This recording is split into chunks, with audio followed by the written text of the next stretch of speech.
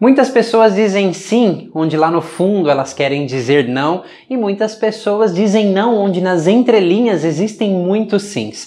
Algo que você precisa entender é o seguinte, que apenas 7% da nossa comunicação é verbal, ou seja, aquilo que você fala em palavras não tem muito poder de comunicação assim, porque 93% da nossa comunicação é não verbal, ou seja, gestos, entonação de voz, o seu inconsciente ele vai detectando pequenos sinais na comunicação e isso forma toda a comunicação humana.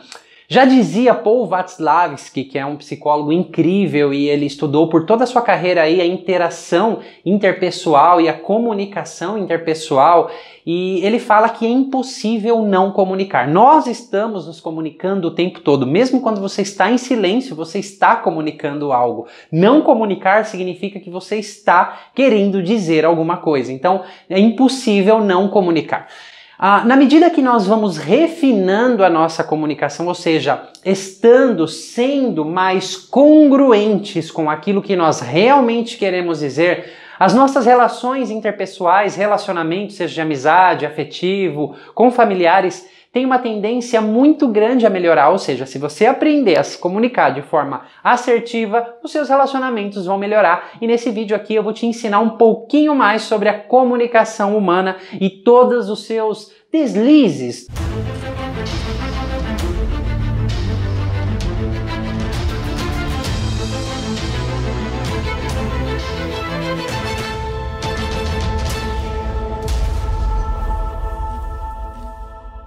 Outro dia eu estava atendendo um rapaz e ele estava muito chateado, e talvez isso já tenha acontecido com você porque é bastante comum.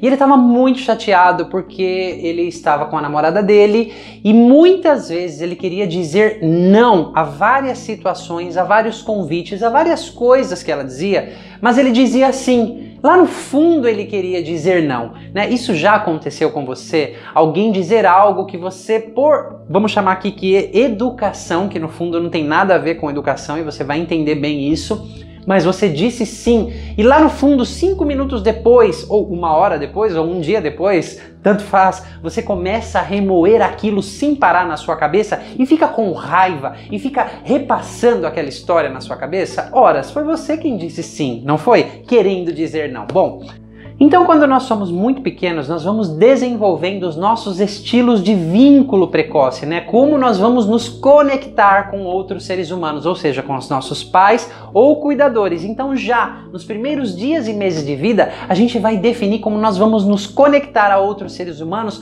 pelo resto de nossas vidas, né? Vamos definindo esses estilos de apego, claro, pelo resto de nossas vidas, se nós não tivermos clareza, ok? E não trabalharmos algo em cima disso. Porque se for pelo piloto automático do dia a dia, aquilo que está impregnado na sua mente e aquilo que você já praticou aí de forma inconsciente sem saber, você vai continuar fazendo as mesmas coisas, tá? Então é para isso que esse vídeo serve também, para te trazer clareza, para te aterrissar aqui na Terra e te mostrar caminhos que você pode seguir. Bom, então esse cara estava muito chateado e eu tô falando aqui de vínculos de apego precoce. O que isso tem a ver? Muito novinho, eu não vou entrar muito a fundo explicando cada estilo de apego, né? Principalmente o ansioso por agradar e o ambivalente, o porquê que ele se dá, mas eu vou fazer um resumo que é mais ou menos assim.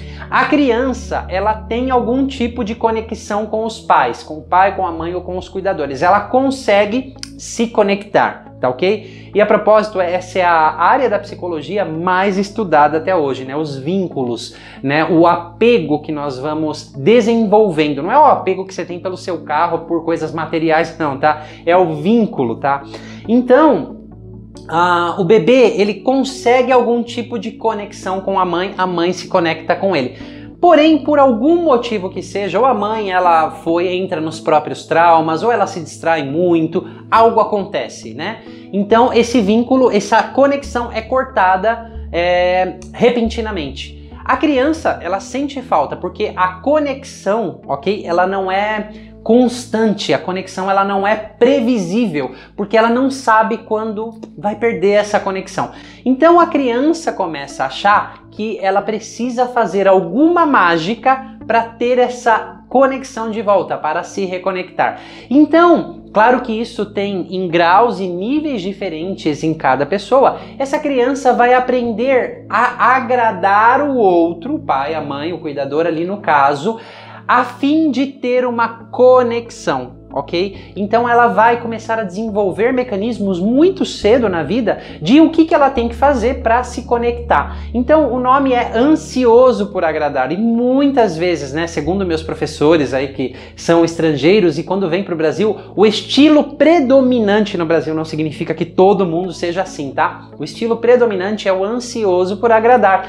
Então é quase que cultural isso aqui no Brasil também. Claro, entenda que existem níveis diferentes.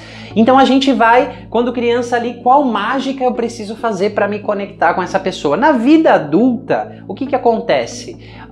Eu tenho isso dentro de mim como um programa. Eu quero agradar as pessoas, eu não quero que ninguém pense mal de mim, porque no fundo o que eu tenho é medo da desconexão. Eu tenho medo de ser abandonado, eu tenho medo de ficar sozinho. Então o que motiva não é a educação de dizer sim, eu vou fazer isso, eu vou fazer aquilo. Você já deve ter dito a frase, fiz de tudo pelo fulano e é assim que ele me trata. Isso já aconteceu com você? Fiz de tudo por aquela pessoa, olha o que ela me devolveu. Você fez porque no fundo você queria algum vínculo. Então a gente tem que primeiro parar de ser hipócrita o suficiente, tá? Para dizer assim que eu faço as coisas pelos demais. Nós fazemos por nós e reconhecer isso já é um grande passo. Se você não reconhece ainda, se você acha que você faz tudo por todo mundo, olha, você tá bem encrencado, você vai precisar revisar muitas coisas aí dentro porque você vai se frustrar bastante na vida. Então, entendendo isso, que nós queremos agradar as pessoas a fim de ter algum vínculo, alguma conexão. Tem uma segunda parte nisso que eu vou te explicar já já, tá? Desse estilo ansioso por agradar, mas eu não expliquei a parte da ambivalência, tá ok? E eu vou trazer algumas histórias reais para você ver como isso reflete na nossa vida e o que isso tem a ver com comunicação e limites claros, tá? Certa vez chegou uma cliente para mim, essa cliente tinha a seguinte frase, talvez você também se identifique com isso ou conheça alguém. Eu não sei quem eu sou, eu não sei do que eu gosto, eu não consigo encontrar o meu lugar no mundo. E o discurso ia nesse sentido, tá? Então ela não sabia quem ela era, o que ela gostava, ela não fazia as coisas por ela. Era uma pessoa com um estilo ansioso por agradar, nível hard, nível extremo, porque a pessoa começa até a perder a identidade, quem sou eu, o que eu gosto, porque o medo, o pavor de perder a conexão com as pessoas, e lembra que isso vem lá do útero da infância já, tá? É tão grande que a pessoa só pensa em agradar os outros e ela deixa de olhar para as próprias necessidades. Então, na medida que ela agrada o outro, isso também é com um crescente ressentimento, porque ela vai começando a ficar com raiva do outro. Ela não faz, né, aquilo sem esperar nada em troca. Eu fico me perguntando se a gente faz algo sem esperar nada em troca, mas enfim, nesse nível muito hard aqui, ela no fundo tem medo de perder a conexão, ok? E isso pode gerar um problema porque ela vai perdendo o senso de identidade. Quem sou eu? O que eu gosto? O que eu quero fazer na vida?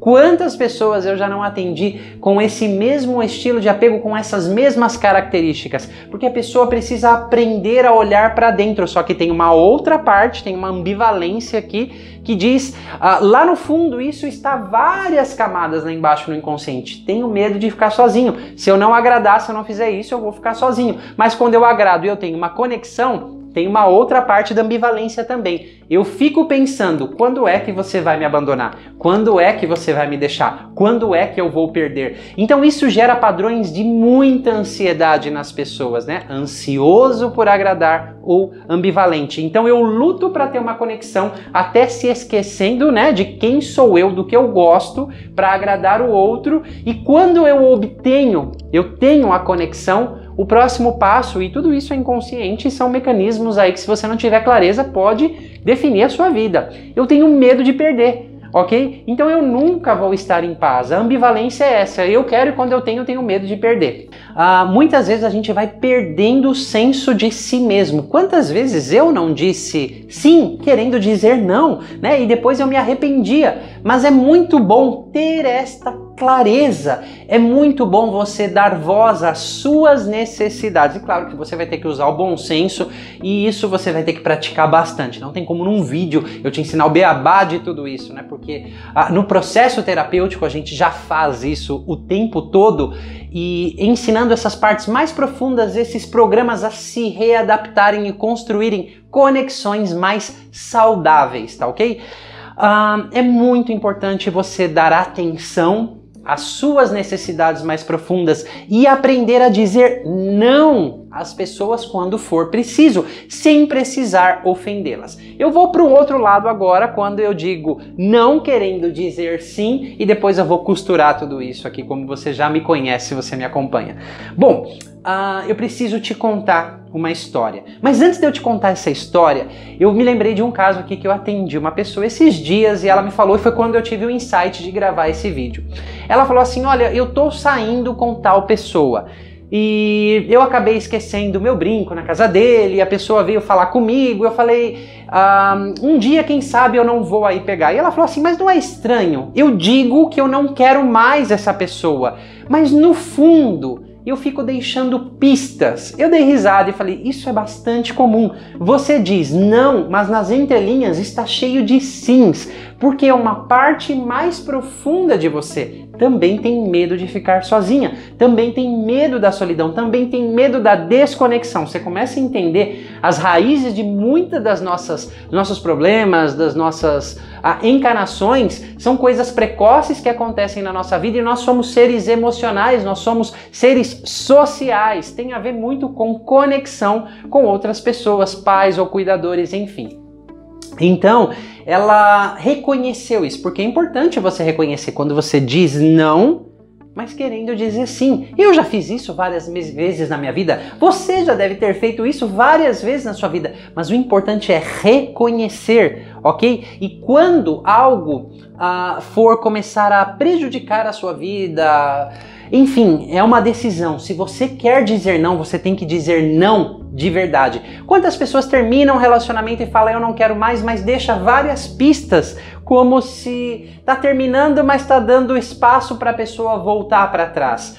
Ou quando você fala assim, eu quero terminar, mas você nem exclui, tira a pessoa do seu Facebook, não que você tenha que fazer isso, mas você fica revisitando fotos, você fica ouvindo músicas, você fica querendo que a pessoa ligue. Já aconteceu isso com você? É quando você diz não querendo dizer sim. Agora eu preciso contar essa história para você entender a diferença do não, quando ele é dito não só com palavras, mas em toda a sua fisiologia, cada célula do seu corpo vibra esse não, o como ele é poderoso. E nisso você vai aprendendo a criar limites saudáveis na sua vida.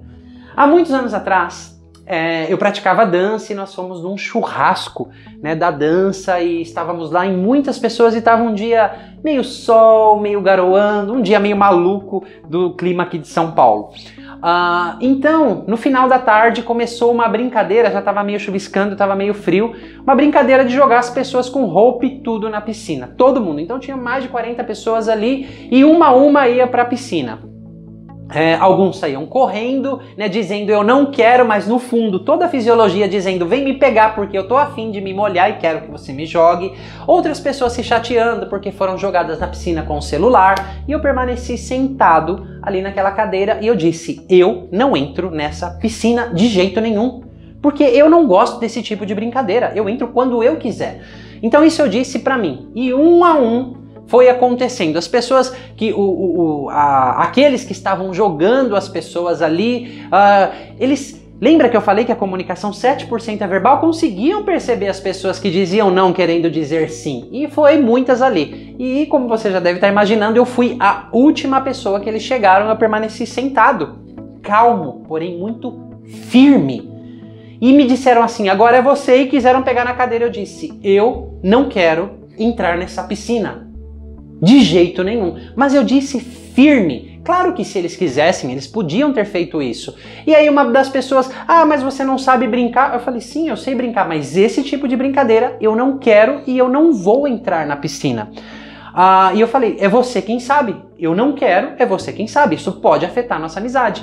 Então a pessoa ficou ali, ficou brabejando, ficou falando que eu não sabia brincar. Ela falou várias coisas, mas eu não mudei a minha decisão, porque foi muito firme. Não é não. E eu não ia brigar, eu não estava disposto a me espernear, eu ia ficar sentado na cadeira, não ia nem tirar o celular do bolso. Falei, se eu for com o meu celular, você vai me dar outro.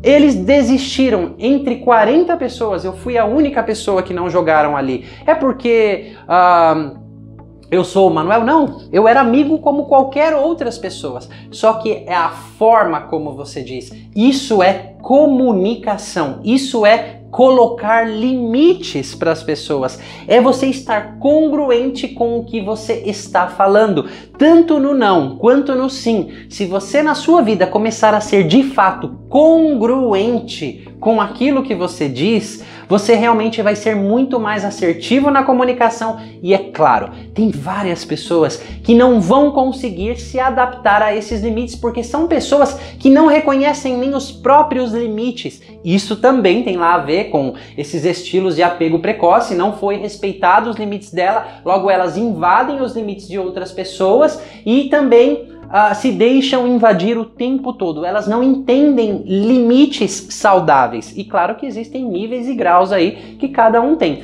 Mas não é problema seu, não é problema meu se alguém não sabe ouvir um não. Eu não quero isso, porque é o meu direito, é o meu limite. E entenda, lembra que a gente falou assim? Bom, eu às vezes falo sim querendo dizer não porque eu tenho medo da quebra do vínculo em camadas mais profundas do inconsciente. Talvez você não esteja consciente disso.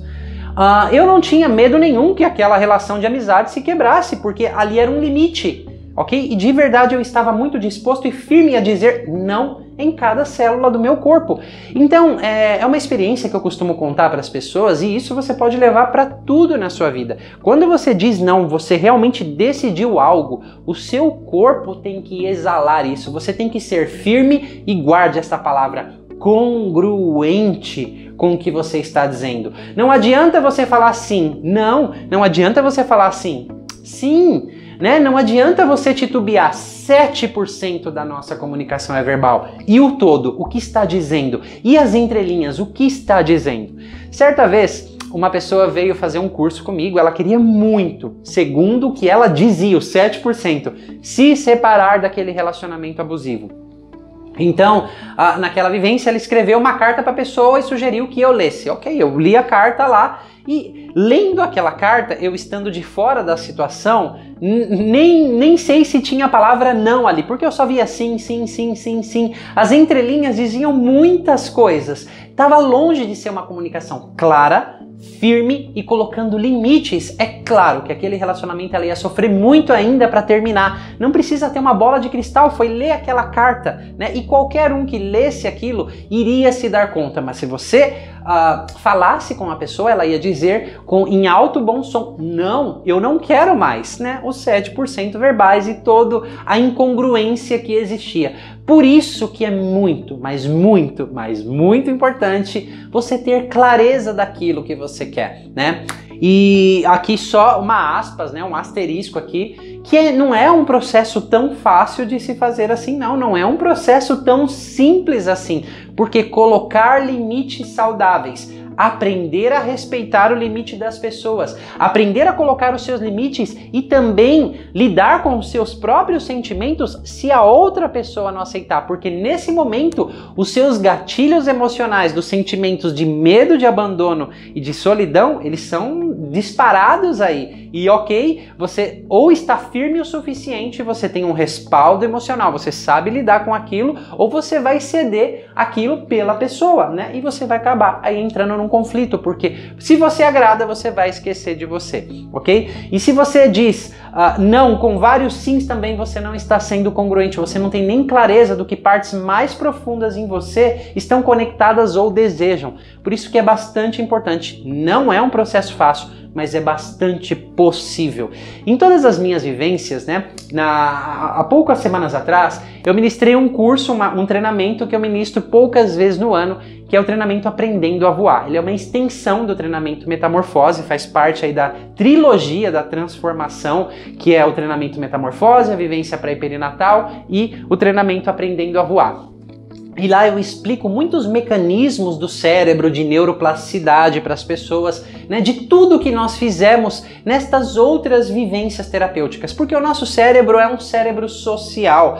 Se nós não recuperarmos a habilidade de conexão saudável com outras pessoas, não é só os nossos relacionamentos afetivos que vão pro buraco, de amizade, de trabalho, o nosso relacionamento consigo próprio vai pro buraco, porque nós precisamos expandir essas conexões saudáveis, e é isso que nós fazemos o tempo todo de forma indireta, porém muito profunda dentro dessas vivências, né? Não é um exercício assim, letra A, faça isso, letra B, faça aquilo, não. Nós estamos mexendo com estruturas muito primitivas, com a parte biológica do nosso cérebro, porque entenda, logo quando o bebê nasce, nós, seres humanos, somos a espécie que mais precisamos de cuidado, né, de alguém antes de nos tornarmos autônomos na vida. Ou seja, a gente precisa de alguém que cuide de nós, que nos vista, que nos dê alimento, que nos ensine. Você não sai da barriga da sua mãe falando, se vestindo sozinho, comendo sozinho, ok? Então a gente precisa de muitos cuidados por muito tempo. Então o apego, se conectar, a conexão, ela é biológica, é necessária para nossa sobrevivência, ok? Então a gente acaba se adaptando ao que existe no meio. E não estou gravando esse vídeo para você começar a culpar seu pai e sua mãe, porque não adianta, tá ok? Se você tiver a máquina do tempo, você pode até culpar e pedir para eles fazerem diferentes lá quando você tinha 7 anos de idade. Mas você já tem a idade que você tem e é possível transformar isso daqui para frente. Então também já fica aqui uma brecha para eu convidar você para vir participar junto conosco das nossas vivências terapêuticas e você começar a curar essas partes mais profundas de você. Em outros vídeos eu vou falar sobre esses outros estilos de apego e acabei de me lembrar de uma pessoa, né? Na verdade são várias, mas tem aquela que me chamou mais atenção.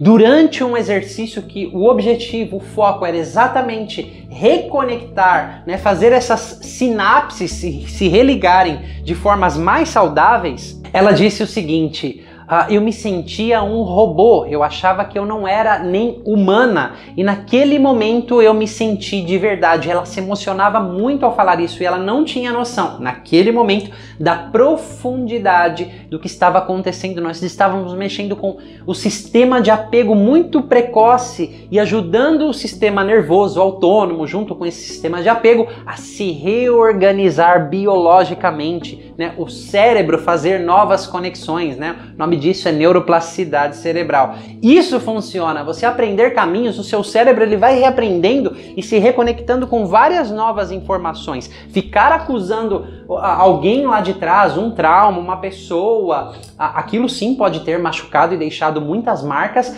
Tem como a gente liberar isso, vai depender bastante da sua decisão também, mas ficar acusando essas pessoas, a não ser que você tenha a máquina do tempo, não funciona, tá ok?